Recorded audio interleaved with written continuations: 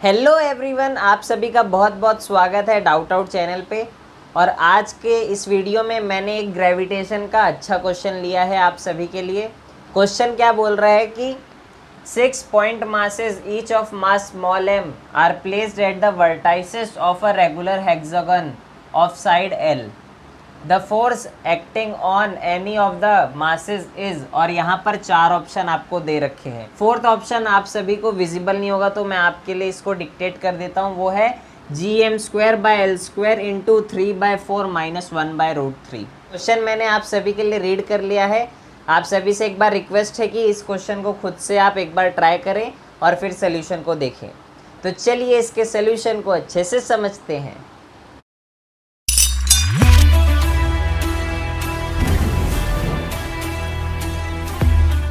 अब देखिए, अगर मैं बात करूँ क्वेश्चन में मुझे क्या गिवन है कि 6 point masses each of mass small M, हर मीन्स 6 point masses है मेरे पास और हर एक का मास स्मॉल एम है, are placed at the vertices of a regular hexagon, और उसे मैंने एक रेगुलर हेक्सागन के वर्टाइसेस पर रखा है। मीन्स क्वेश्चन आपसे ये बोल रहा है कि अगर ये एक रेगुलर हेक्सागन है तो इसके हर एक वर्टाइसेस पर एक स्मॉल एम का मास रखा हुआ है, ठीक है।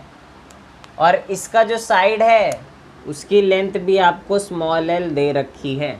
अब क्वेश्चन बोल रहा है कि the force acting on any of the masses is, means यहाँ पर देखिए 6 मासेस रखे हैं 6 वर्टाइसेस पे, तो आपसे ये पूछ रहे हैं कि किसी भी एक मास को उठा लो और उस पर देखो कि जो फोर्स लग रहा है इस पर्टिकुलर एक मास पर इन सारे मासेस की वजह से उसकी वैल्यू क्या होगी, ये आपको फाइंड करना है क्वेश्चन में।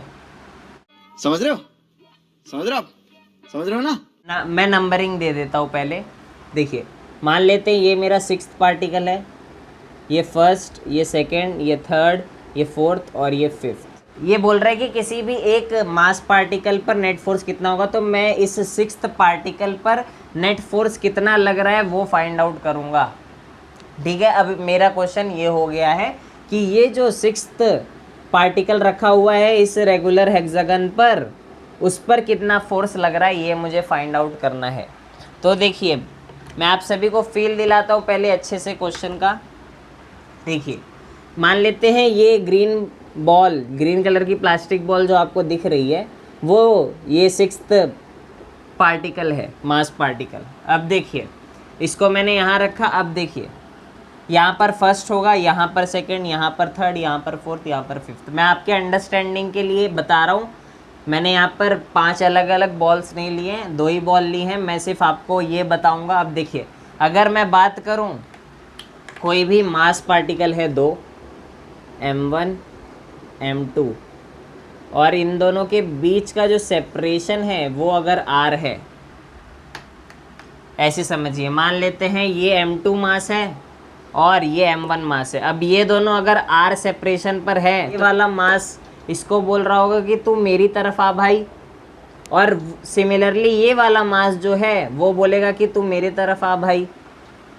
ग्रेविटेशन फोर्स ऑफ अट्रैक्शन लगेगा इन दोनों मास पार्टिकल के बीच में। क्या ये क्लियर है? ये चीज़ आपको क्लियर होनी चाहिए। यहाँ पर मैं ये बोल रहा हूँ कि जो फोर्स ऑफ अट्रैक्शन इन दोनों के बीच में है वो एक्चुअल में ग्रेविटेशन फोर्स ऑफ अट्रैक्शन है। यही सेम चीज़ यहाँ पर हो रही है। देखिए, ये 6th पार्टिकल है, इसका मास कुछ m है। अब देखिए, सारे आइडेंटिकल है तो सबका मास स्मॉल m मैंने मान लिया है, और एक्चुअल क्वेश्चन में भी वही चीज़ गिवन है। अब देखिए, इसका मास स्मॉल m, इसका भी मास स्मॉल m, किसी डिस्टेंस L पर है। देखिए, ये वाली डिस्टेंस हमें दे रखी है, तो क्या यही वाली चीज़ यहाँ पर भी हो रही है? तो यहाँ पर भी इन दोनों के बीच एक ग्रेविटेशन फोर्स ऑफ अट्रैक्शन लगेगा। अब मैं ये 6th और 1st पार्टिकल की बात कर रहा था। अब ये 2nd पार्टिकल को लो तो इन दोनों के बीच में भी वही चीज़ें हो रही होंगी कि ग्रेविटेशन फोर्स ऑफ अट्रैक्शन लग रहा होगा। सेम यहाँ पर अगर 3rd पार्टिकल को लूँ तो इन दोनों के बीच में भी ग्रेविटेशन फोर्स ऑफ अट्रैक्शन लग रहा होगा। और जैसा 2nd पर था वैसे ही 4th पर, जो 4th पार्टिकल है यहाँ पर, उसकी वजह से फोर्स लग रहा होगा, और जो 1st की वजह से था वही सेम फोर्स 5th की वजह से लग रहा होगा क्यों भैया फिफ्थ की वजह से सेम क्यों है। अब देखिए दोनों का मास सेम है। अब आपको और बेटर अंडरस्टैंडिंग के लिए बताता हूँ इसकी वैल्यू कितनी होती है। F equals to G m1 m2 upon R square. देखिए यहाँ पहुँचे। अब देखिए अगर मैं बात करूँ, मैं सिक्स्थ पार्टिकल फर्स्ट पार्टिकल को ले लूँ, मैं सिक्स्थ पार्टिकल सेकंड पार्टिकल को ले लूँ, तो जो प्रोडक्ट ऑफ मास आएगा वो कितना आएगा, जी एम इंटू एम। क्योंकि ये वाली चीज़ तो सबके लिए कांस्टेंट है। क्यों कांस्टेंट है भैया, क्योंकि m1 और m2 इन दोनों की वैल्यू m ही तो है सबके लिए। सबका मास जो मैंने यहाँ रेगुलर हेक्सागन पर रखा है वो तो स्मॉल m ही है। और जो चीज़ यहाँ पर वेरी कर रही है पार्टिकल्स के लिए वो ये डिस्टेंस है, जो यहाँ पर आर स्क्वायर लिख रहा है, मैंने अभी डी ले लिया। मान लेते इन दोनों के बीच में डी सेपरेशन है, बट एक्चुअल में एल है उसकी वैल्यू। बट मैं आपको समझाने के लिए बोल रहा हूँ कि इस क्वेश्चन में सिर्फ डी वेरी कर रहा है। ये ऊपर वाली चीज़ हर एक पार्टिकल के बीच में निकालूंगा तो वो तो सेम है। अगर मैं हर दो पार्टिकल के बीच में फोर्स ऑफ अट्रैक्शन निकालूंगा तो जी एम एम ही लिखूंगा न्यूमरेटर में, और वो वैल्यू चेंज नहीं हो रही होगी क्योंकि मास जो है किसी भी दो पार्टिकल का चेंज नहीं हो रहा। तो ये वाली न्यूमरेटर वाली टर्म कांस्टेंट हो गई, डिवाइडेड बाय डिस्टेंस जो है वो वेरी कर रहा होगा। देखिए ये जो डिस्टेंस है वो एल है, और जब मैं सिक्स्थ और सेकंड पार्टिकल को लूँगा तो फिर ये वाली डिस्टेंस मुझे चाहिए। और फिर देखिए अगर मैं यहाँ पर सिक्स्थ और थर्ड पार्टिकल को लूँगा तो ये वाली डिस्टेंस चाहिए मुझे। क्या ये चीज़ क्लियर हो रही है आप सभी को। अब देखिए अगर मैं इसी हेक्सागन को यहाँ बनाऊँ और देखिए यहाँ पर अब मैं और भी अच्छे से समझाता हूँ आप सभी को कि जो लेंथ की वैल्यू आएगी एक्चुअल में, मीन्स जो सेपरेशन है इन पार्टिकल्स के बीच में उसकी वैल्यू कितनी है, मीन्स वो डिस्टेंस की वैल्यू कितनी है। ये जो डी वैल्यू है हर एक के लिए अलग अलग है। मीन्स यहाँ पर ये ध्यान रखना कि फर्स्ट और सेकेंड जो है सिक्स्थ और सेकेंड के बीच में जितनी डिस्टेंस है उतनी ही डिस्टेंस सिक्स्थ और फोर्थ के बीच में। कैसे भैया, आपको सिमेट्री दिख रही होगी, इसके अबाउट सिमेट्री आप दोनों को दिख रही है ना, कि अगर इसके अबाउट चले जाओ तो सिक्स्थ और फोर्थ के पार्टिकल के बीच जितना सेपरेशन है उतना ही सेम सेपरेशन सिक्स्थ और सेकंड पार्टिकल के बीच में भी है। आई होप सो आपको समझ आ रहा होगा और आपको फील भी आ रहा होगा अगर मैंने वो जो बॉल की हेल्प से आप सभी को एक्सप्लेन किया कि ये जो चीज़ें हैं वो फोर्स ऑफ अट्रैक्शन जो है वो एक्चुअल में ग्रेविटेशन फोर्स ऑफ अट्रैक्शन है और चीज़ें कैसे हो रही हैं एक्चुअल में। अब देखिए अब आपको ये तो याद होगा कि रेगुलर हेक्सागन में हर एक एंगल जो है वो कितना होता है।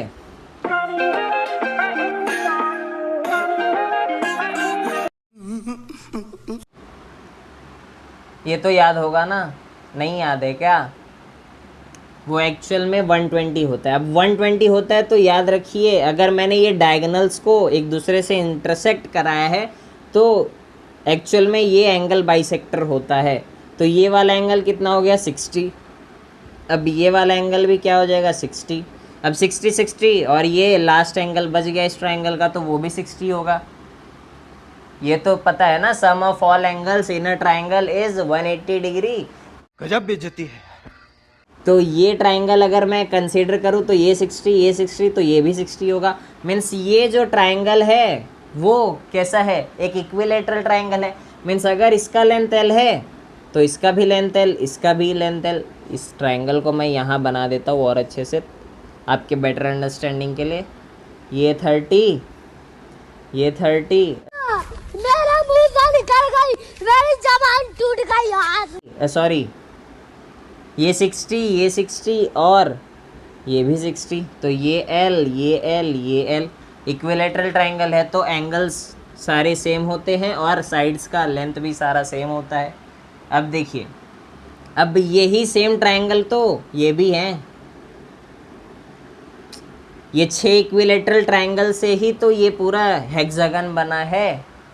ये चीज़ तो आपको क्लियर है ना कि ये 6 ट्रायंगल को मीन्स इसी एक इक्विलेटरल ट्रायंगल को मैं रखते जाऊं ऐसे तो फिर अगर ये 6 इक्विलेटरल ट्रायंगल पूरे कंप्लीट हो जाएंगे तो एक रेगुलर हेक्सागन ऐसे शेप का बन जाएगा। मीन्स अगर मैं बात करूँ तो ये जो एक रेगुलर हेक्सागन है वो 6 इक्विलेटरल ट्रायंगल से बना हुआ है। तो ये चीज़ भी 60, ये चीज़ भी 60, ये लेंथ भी L, ये लेंथ भी L, ये लेंथ भी L, ये लेंथ भी L। ठीक है, अब मैं आता हूँ फोर्स की वैल्यू पर। अगर मैं बात करूँ पहले इसकी वजह से, मान लेते हैं जो फर्स्ट पार्टिकल है एक F1 फोर्स लगा रहा होगा, वो उसको मैंने F1 ले लिया, और इसकी वजह से मान लेता हूँ एक F5 फोर्स लग रहा है। ठीक है, दोनों की वैल्यू मैग्नीट्यूड वाइज सेम होगी। कैसे सेम होगी भैया, मैंने एक्सप्लेन कर दिया है। न्यूमरेटर सेम है, डिस्टेंस अब देखिए, डिस्टेंस मैंने बोला था वेरी कर रही होगी। अगर मैं फर्स्ट पार्टिकल लूँ, सेकंड पार्टिकल लूँ, थर्ड पार्टिकल लूँ, मीन्स इन दोनों का कॉम्बिनेशन अगर लूँ, 6th और फर्स्ट पार्टिकल का, 6th और सेकंड पार्टिकल का, 6th और थर्ड पार्टिकल का, तो डिनोमिनेटर वेरी कर रहा होगा क्योंकि डिस्टेंस वेरी कर रहा है। बट यहाँ पर अगर मैं बात करूँ 6th और फर्स्ट पार्टिकल और 6th और 5th पार्टिकल, तो दोनों के बीच का सेपरेशन तो सेम है। यहाँ पर भी ये L ही है सेपरेशन, मीन्स डिनोमिनेटर इन दोनों के लिए सेम हो गया। मीन्स मैग्नीट्यूड जो है, अगर मैं F1 की बात करूँ और F5 की बात करूँ तो वो सेम होगा। अब यहाँ पर देखिए, अगर मैं ये वो 6th पार्टिकल को मान लेते हैं, ये एक्चुअल में मैं उसी 6th पार्टिकल को रिप्रेजेंट कर रहा हूँ। ठीक है, और ये एक वर्टिकल लाइन मैं ड्रॉ कर रहा हूँ, ये वो वर्टिकल लाइन है एक्चुअल में। यहाँ पर थोड़ी सी टिल्टेड आपको दिख रही होगी, बट ये एक्चुअल में एक स्ट्रेट लाइन है।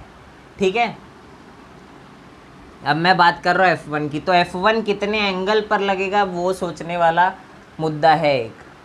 तो आप ही बताइए कि ये जो F1 है वो वर्टिकल से कितने एंगल पर लग रहा होगा। ये इस चीज़ को देख के आप वो एंगल फाइंड कर सकते हैं। क्या आपने फाइंड किया? देखिए F1 जो है वो लग रहा होगा at an angle of 60 degree.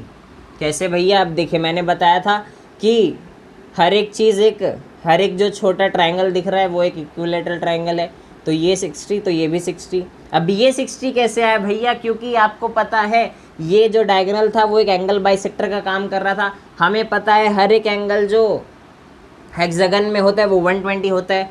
ये 60 था, एंगल बाइसेक्टर था, तो सीधी बात है ये भी 60 होगा। तो F1 लग गया 60 डिग्री पर, और वही सेम चीज़ आपको सिमेट्री मैंने बोला था इसके अबाउट दिख रही है, तो F5 भी जो है वो 60 डिग्री पर लग रहा होगा। अब बस बात ये है कि मुझे मैग्नीट्यूड लिखना है, तो F1 का मैग्नीट्यूड बराबर F5 का मैग्नीट्यूड, जो कि होगा GM divided by L square. I hope so ये कैसे लिखा मैंने ये क्लियर है। ये 6th पार्टिकल कंसीडर करूँ और ये 5th पार्टिकल, तो इसको मैं एज इट इज़ रख रहा हूँ क्योंकि ये मेरा एक्चुअल में वो एक सिंगल मास है जिस पर मुझे फोर्सेस निकालनी है। मीन्स इसको एज इट इज़ रखेंगे और बाकी जो पार्टिकल्स है उनकी वजह से जो फोर्स लग रहा है उसे हमें कंसीडर करना है, मीन्स उसे ही स्टडी करनी है। तो इसको रख दिया एज इट इज़। अब ये जो मास 5th मास था 5th पॉइंट पर, उसकी वजह से इस पर एक इस डायरेक्शन में फोर्स लग रहा होगा। सीधी बात है ना। अगर ये मेरा रेफरेंस है, ये मेरा M2 है, अब M2 भैया क्या बोलेंगे?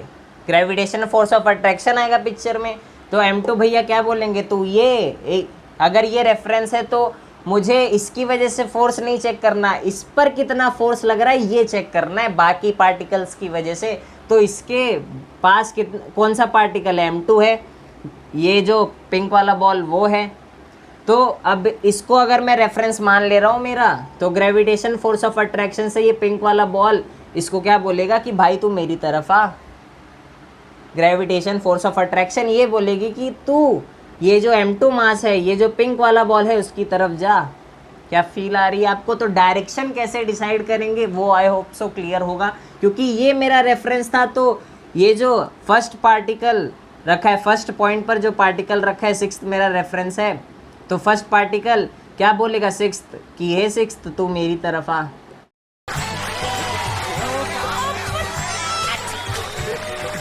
मीन्स ये मैंने एज ए रेफरेंस कंसिडर किया है और बाकी की वजह से इस रेफरेंस पर क्या इफ़ेक्ट पड़ रहा है वो मुझे निकालना है एक्चुअल में। तो ये sixth particle means sixth point पर जो पार्टिकल वो मेरा रेफरेंस है, ठीक है। तो उस पर चेक करो कि सेकंड पार्टिकल की वजह से किस डायरेक्शन में फोर्स आएगी एक्चुअल में। तो सेकंड पार्टिकल क्या बोलेगा कि ये सिक्स्थ पार्टिकल तो मेरी तरफ आ, और ये फर्स्ट पार्टिकल जो था वो भी क्या बोल रहा था, ये सिक्स्थ पार्टिकल तो मेरी तरफ आ। थर्ड पर रख दिया एक पार्टिकल और सिक्स्थ को क्या बोलेगा कि तू मेरी तरफ आ। तो आप ये समझ पा रहे हो कि मैंने हर बार जो फोर्स की डायरेक्शन है वो नीचे की तरफ ही आएगी। मीन्स अगर मैं बात करूँ ये F2 फोर्स हो गया और यहाँ पर मैंने डायगोनल बनाया नहीं, देखिए, और ये मान लेते हैं F4 फोर्स हो गया। थोड़ा सा कॉम्प्लिकेटेड तो नहीं जा रहा सवाल? नहीं। आई होप सो मैं अच्छे से एक्सप्लेन कर रहा हूँ और आप अच्छे से समझ भी रहे हैं चीज़ों को। तो F4 का डायरेक्शन कैसे लिया वो भी आई होप सो समझा होगा, और ये F3 ले लेते हैं वैल्यू को, ठीक है। तो direction I hope so clear है। अब F1 और F5 का मैग्नीट्यूड लिखता हूँ और कितने एंगल पर लग रहा है वो भी अभी मैं बताता हूँ, आप चिंता ना करें, हम करते हैं प्रबंध, आप चिंता मत करिए। देखिए अब इस वाले हेक्सागन को देखिए, ये जो सिक्स्थ पार्टिकल है और ये जो फोर्थ पार्टिकल और यहाँ जो है सेकंड पार्टिकल, मैं सिर्फ आपको ये बता रहा हूँ कि ये वाला एंगल कितना होगा, क्योंकि देखिए इस लाइन के अलॉन्ग जो है वो फोर्स लगेगा, ठीक है। अब ये वाले डिस्टेंस हमें चाहिए, ठीक है, और कितने एंगल पर लग रहा है वर्टिकल से वो भी चाहिए, क्योंकि ये मेरा वर्टिकल लाइन है, कितने एंगल पर लगेगा, क्योंकि फाइनली जब मैं रिजल्टेंट फोर्स निकालूंगा तो उसके लिए मुझे कंपोनेंट्स करने पड़ेंगे इन सारे फोर्सेस के, और फाइनली कितना फोर्स लग रहा है इस सिक्स्थ पार्टिकल पर वो मुझे पता चलेगा। अब देखिए कितने एंगल पर लग रहा है उसके लिए क्या करें, देखिए ये एक ट्राइंगल आपको दिख रहा है ABC, ये जो ट्राइंगल है ABC, आई होप सो आपको विजिबल है, ABC I hope so visible है। ये लेंथ L, ये लेंथ L। अब देखिए ये एंगल कितना होगा, 60 होगा। क्यों 60 होगा, ये इक्विलेटरल ट्रायंगल है, और यही मैं ये वाला इक्विलेटरल ट्रायंगल देखूँ तो ये भी 60 होगा, ठीक है।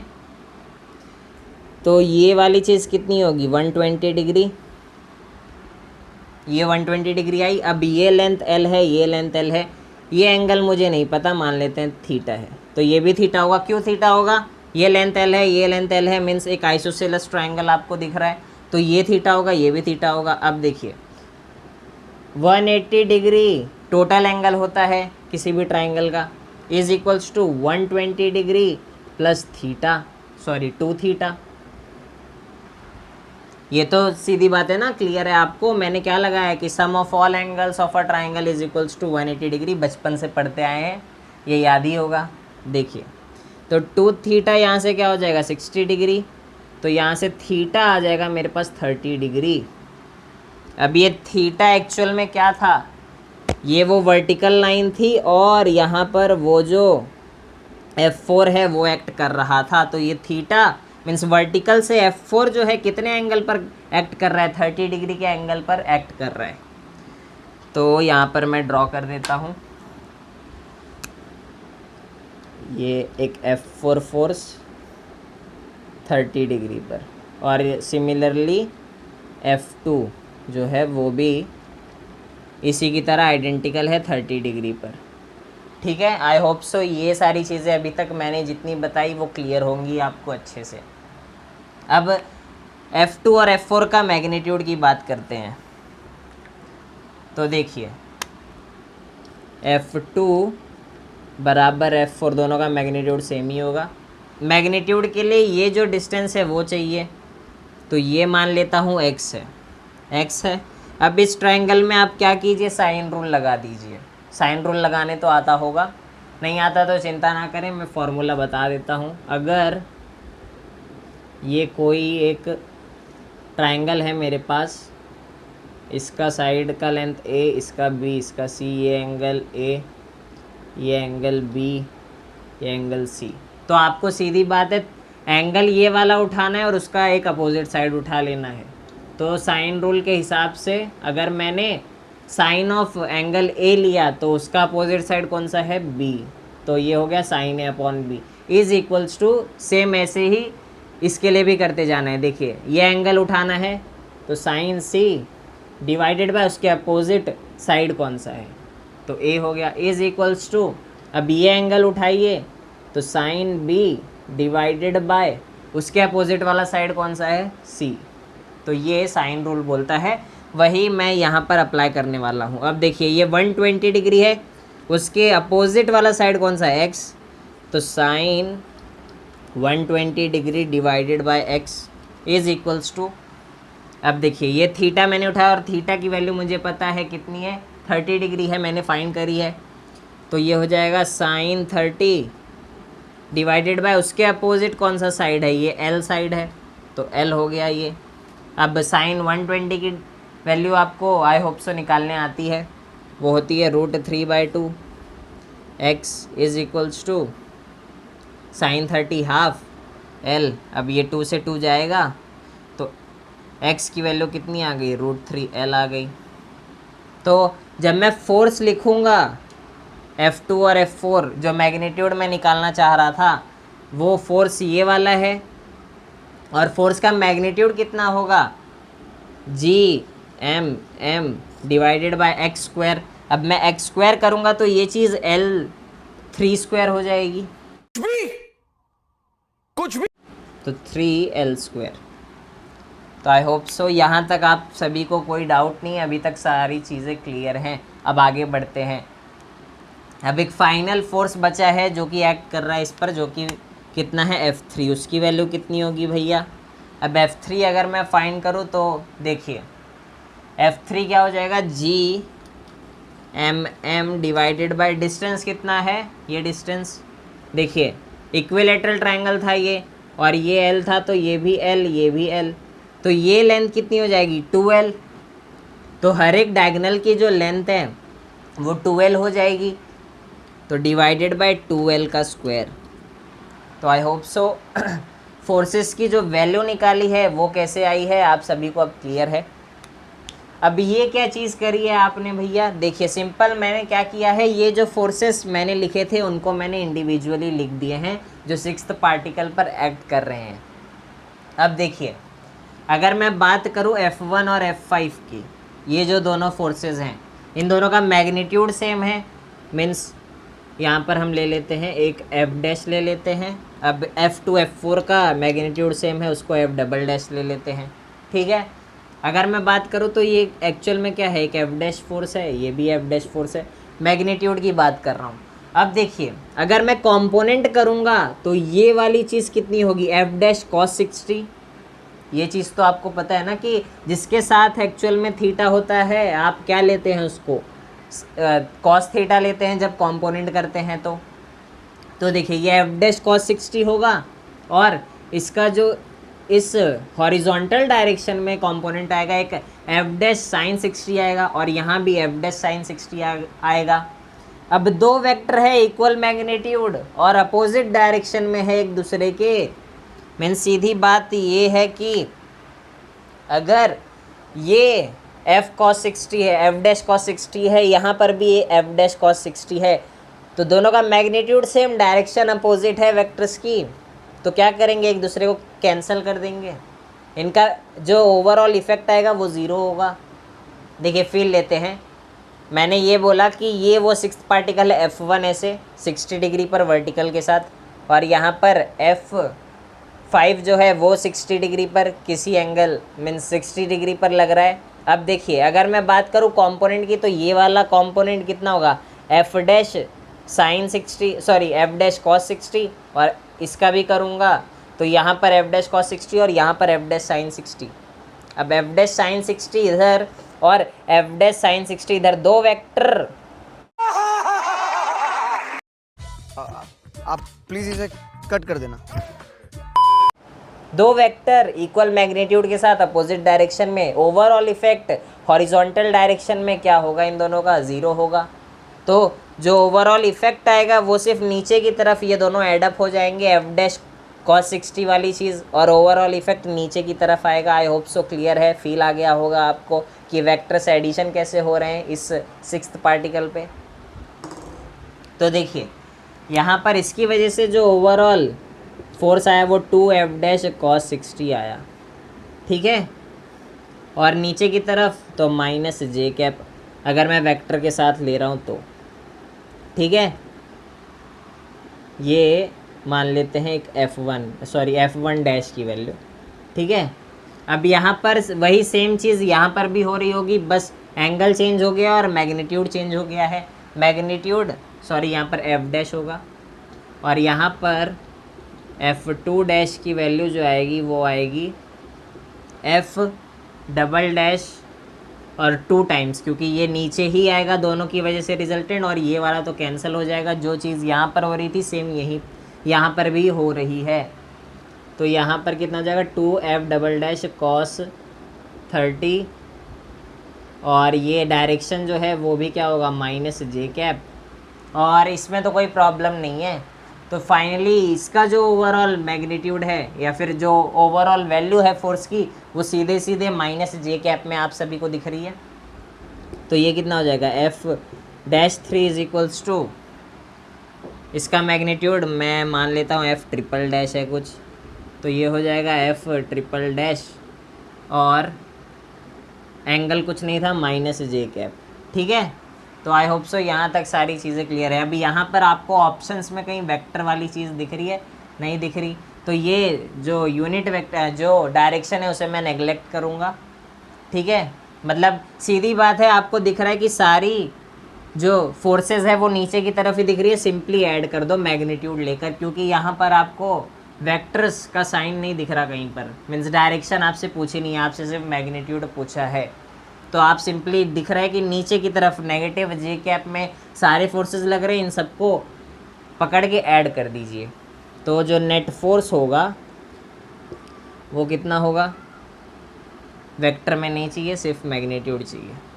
2f dash cos 60 plus 2f double dash cos 30 plus f triple dash.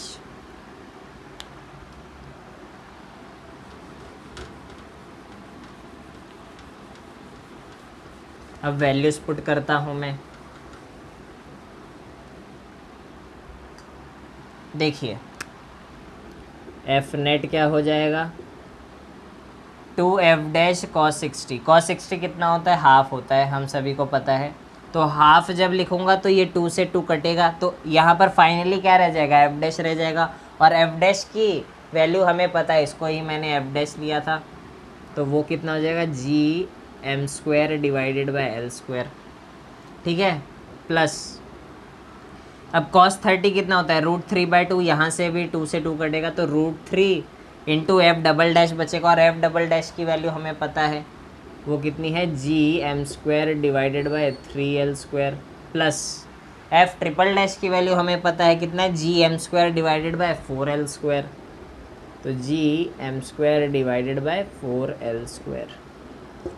अब ऐड कर देते हैं। अब यहाँ पर एक और चीज़ ध्यान रखना आप कैलकुलेशन के टाइम, इन दोनों को तो एलसीएम लेकर ऐड कर दूंगा, तो ये कितना हो जाएगा 5/4l² प्लस, अब यहाँ पर इस चीज़ को देखिए, ये तो पता ही होगा ना कि 3 को √3 इंटू √3 लिख सकते हैं, तो यहाँ पर √3 इंटू √3 आएगा और एक √3 कटेगा, तो फाइनली क्या रह जाएगा gm² डिवाइडेड बाय √3l²।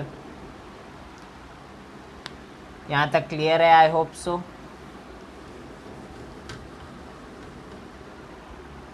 अब यहाँ देखिए, जब मैं यहाँ पर gm² divided by l² common ले लूँगा तो यहाँ क्या बचेगा 5/4 प्लस 1/√3। ये आ गई हमारी फोर्स की वैल्यू, जो कि उस 6th पार्टिकल पर एक्चुअल में लग रही थी, एक रेगुलर हेक्सागन पे, उस 6th पार्टिकल पे।